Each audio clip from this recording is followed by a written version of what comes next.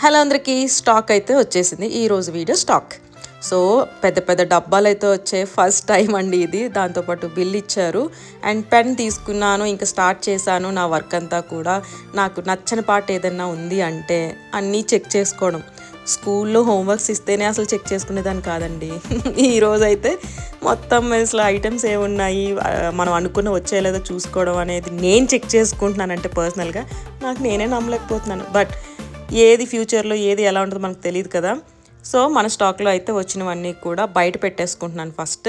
దాని తర్వాత first count చేసేసుకుని ఏమొచ్చాయో చెక్ చేసేసుకుంటే ఒక పని అయిపోతుంది. అండ్ ఇంటి నిండా డబ్బాలే అయిపోయాయండి పెద్ద పెద్ద బాక్సులతోటి. నేనైతే ఇవన్నీ సర్దాలా అని ఫస్ట్ నాకు నీరసం వచ్చింది. బట్ తప్పదు కదా, స్టార్ట్ చేశాను నా వర్క్. మొత్తం పెద్ద బిజినెస్ మ్యాగ్నెట్ లాగా స్టార్ట్ చేశాను ఆ పేపర్లో ఉన్నవి చెక్ చేసుకుని. సో బాక్సెస్ చెక్ చేసుకున్నాను. ఈ క్వాలిటీ అయితే కొత్తగా వచ్చిందండి మార్కెట్లోకి. పాతవైతే బాగా వెంటనే నలిగిపోయినట్టు ఉండేది. బట్ ఇదైతే అలా లేదు. ఇది కొత్తగా వచ్చిందంట. చాలా బాగుంది, నాకైతే నచ్చింది, అందుకే తీసుకున్నాను నేను ఇది.